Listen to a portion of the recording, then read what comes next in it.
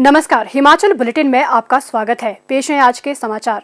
हिमाचल प्रदेश मंत्रिमंडल की बैठक आज मुख्यमंत्री श्री जयराम ठाकुर की अध्यक्षता में आयोजित हुई।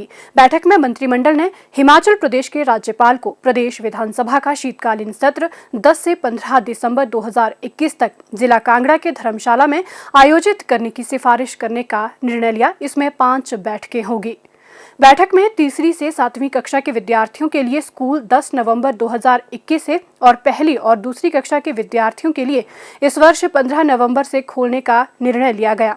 बैठक में परिवहन बसों का परिचालन पहले के 50% मानदंड के बजाय पूरी क्षमता के साथ करने का भी निर्णय लिया गया।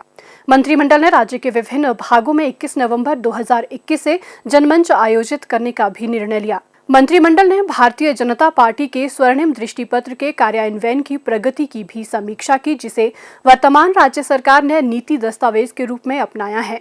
सामान्य प्रशासन विभाग ने इस संबंध में विस्तृत प्रस्तुति दी। मंत्रिमंडल ने मुख्य सचिव की अध्यक्षता में एक समिति गठित करने का निर्णय लिया, जिसमें हिमाचल प्रदेश विश्वविद्यालय शिमला और क्लस्टर विश्वविद्यालय मंडी के कुलपतियों तथा सचिव शिक्षा को सदस्य के रूप में शामिल किया गया है, ताकि मंडी में राज्य विश्वविद्यालय स्थापित करने की रूपरेखा तय करने पर कार्य किया जा सके। मंत्रिमंडल ने हिमाचल प्रदेश राजकीय दंत महाविद्यालय शिमला के PG/MDS विद्यार्थियों की छात्रवृत्ति 1 अप्रैल 2021 से 5,000 रुपये प्रतिमाह बढ़ाने की मंजूरी दी। अब प्रथम वर्ष के MDS विद्यार्थियों को 35,000 रुपये के स्थान पर 40,000 रुपये, द्वितीय वर्ष के विद्यार्थियों को 40,000 रुपये के स्थान पर 45,000 रुपये और तृतीय वर्ष के विद्यार्थियों को 45,000 रुपये के स्थान पर 50,000 रुपये प्रतिमाह मिलेंगे। मंत्रिमंडल ने हिमाचल प्रदेश कृषि और बागवानी उत्पाद विपणन विकास व विनियमन अधिनियम 2005 की वर्तमान अनुसूची में अधिक मदों को शामिल करने को मंजूरी प्रदान की, ताकि प्रदेश में कृषक समुदाय के हित में विविध कृषि और संबद्ध क्षेत्र में संभावित विकास हो सके। इससे पहले अधिनियम की मौजूदा सूची में 131 वस्तुएं शामिल की गई थी। अब इसमें अनाज, दालें, तिलहन, फल, सब्जियों के रेशे, पशुपालन उत्पाद एवं पशुधन, मसाले, औषधीय और सुगंधित पौधों की प्रजातियां, फूल, गमलों में लगे पौधों और उनके बीज और अन्य उत्पादों सहित 259 वस्तुएं शामिल की गई हैं। मंत्रिमंडल ने जिला मंडी में राजकीय माध्यमिक पाठशाला चैत को राजकीय उच्च पाठशाला में स्तरोन्नत करने और इसके सुचारू संचालन के लिए आवश्यक पदों के सृजन का निर्णय लिया। मंत्रिमंडल ने हिमाचल प्रदेश सचिवालय के सामान्य प्रशासन विभाग में सेकेंडमेंट आधार पर चालकों के 10 पद भरने का निर्णय लिया। इस अवसर पर राज्य में कोविड-19 स्थिति और कोरोना वायरस की संभावित तीसरी लहर से निपटने की तैयारियों के संबंध में एक प्रस्तुति भी दी गई। मंत्रिमंडल ने पूर्व में लिए गए निर्णयों के कार्यान्वयन की स्थिति की समीक्षा भी की। मुख्यमंत्री श्री जयराम ठाकुर ने हिमाचल प्रदेश से संबंध रखने वाली प्रसिद्ध फिल्म अभिनेत्री कंगना रनौत को आज राष्ट्रपति भवन नई दिल्ली में आयोजित समारोह में पद्मश्री पुरस्कार 2020 से अलंकृत किए जाने पर बधाई दी है। मुख्यमंत्री ने कहा कि कंगना रनौत को मिले इस प्रतिष्ठित पुरस्कार से प्रदेशवासी प्रसन्न हैं। उन्होंने आशा व्यक्त की है कि कंगना रनौत भविष्य में भी समर्पण भावना से कार्य कर प्रदेश का नाम रोशन करेगी। कुछ करने की चाह और जोश हो तो राह अपने आप बन जाती है। ये कहानी है जिला सिरमौर में पौंटा साहिब के फांदी गांव के हितेश दत्त शर्मा की, जिन्होंने बागवानी में नया प्रयोग कर उसमें सफलता हासिल की। उनकी मेहनत उनके बागीचे में देखी जा सकती है, जहां पपीते के फलों से लदे पेड़ उनकी सफलता की कहानी बयां कर रहे हैं। मार्च 2020 में कोरोना महामारी के चलते लॉकडाउन के दौरान हितेश की नौकरी चली गई। उन्होंने स्वरोजगार अपनाने के उद्देश्य से YouTube का सहारा लिया, जहां उन्हें पपीते का बगीचा लगाने की प्रेरणा मिली। उन्होंने ऑर्गेनिक खेती करने की मन में ठानी, ताकि लोगों को औषधीय गुणों से युक्त प्राकृतिक तौर पर तैयार किए गए पपीते उपलब्ध करवा सके। इसके लिए उन्होंने कृषि तथा बागवानी विभाग के अधिकारियों से संपर्क कर संपूर्ण जानकारी हासिल की। उन्होंने सितंबर 2020 में 3,000 रुपये में इंडिया मार्ट से रेड लेडी ताइवान नामक पपीते की प्रजाति का 10 ग्राम बीज ऑनलाइन मंगवाकर उसके पौधे तैयार किए तथा अपनी लगभग 2 बीघा भूमि पर 400 पौधे रोपित किए। 1 वर्ष में ही हितेश के बागीचे में पपीते के पौधे फलदायक हो गए, जिनमें अभी 40 से 50 किलोग्राम फल प्रति पौधा लगे हैं। सितंबर माह में ही उन्होंने 1 क्विंटल पपीता 50 रुपये प्रति किलो के हिसाब से बेचा।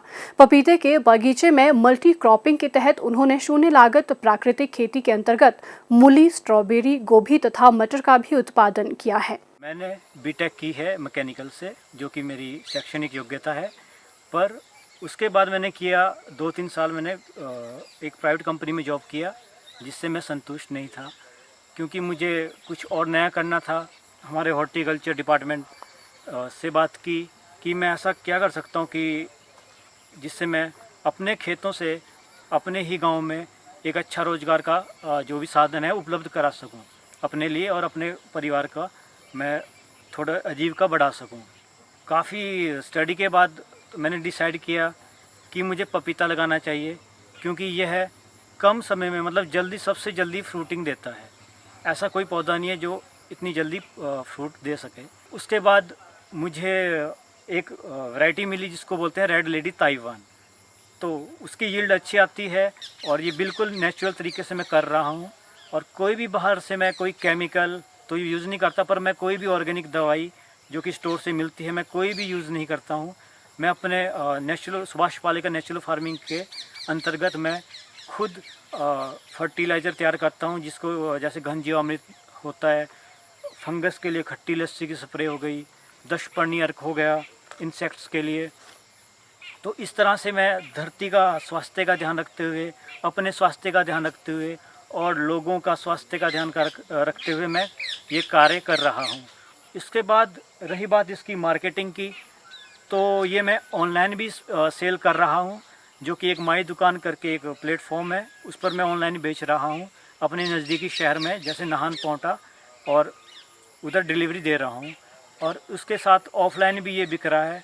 तो मुझे मार्केट में अभी इतनी समस्या नहीं आ रही है और ये अच्छे से बिक रहा है। सभी मैं युवाओं को एक संदेश देना चाहता हूँ कि आप अगर कुछ भी ठान लें, कुछ करने का ठान लें, तो आप उसको कर सकते हो। पूरे हिमाचल में सरकार की कल्याणकारी योजनाएं चलाई गई हैं और हम सब उसका लाभ उठा सकते हैं। बस हमें एक कदम बढ़ाना होगा, तो सरकार हमारे साथ है और हम इन योजनाओं का लाभ उठा सकते हैं। हितेश बताते हैं कि पपीते के पौधे की आयु 4 से 5 वर्ष की होती है और ये पौधा 2 वर्ष तक अच्छी पैदावार देता है। पपीते का पौधा 15 से 40 डिग्री तक के तापमान तथा समुद्र तल से 800 मीटर तक के ऊंचाई वाले क्षेत्र में अच्छी प्रकार से फलता फूलता है। उन्होंने इस सीजन के दिसंबर माह तक 8 से 10 टन तथा अगले वर्ष मार्च माह तक भी 8 से 10 टन पपीते के उत्पादन की उम्मीद जताई है। पपीता जहां खाने के लिए स्वादिष्ट होता है, वहीं इसमें अनेकों औषधीय गुण भी विद्यमान हैं। उन्हें मुख्यमंत्री खेत संरक्षण योजना के तहत सोलर फेंसिंग के लिए 3 लाख, जबकि प्रधानमंत्री कृषि सिंचाई योजना के तहत टपक सिंचाई के लिए 50,000 रुपये स्वीकृत हुए, जिस पर प्रदेश सरकार की ओर से 80% अनुदान भी प्राप्त हुआ है। हिमाचल बुलेटिन देखने के लिए सब्सक्राइब करें YouTube channel DPR Himachal, follow करें ट्विटर @DPRHP, लाइक करें Facebook page information and public relations department Himachal Pradesh, visit करें वेबसाइट www.himachalpr.gov.in। इस अंक में इतना ही। कल फिर होगी मुलाकात, दीजिए इजाजत, नमस्कार।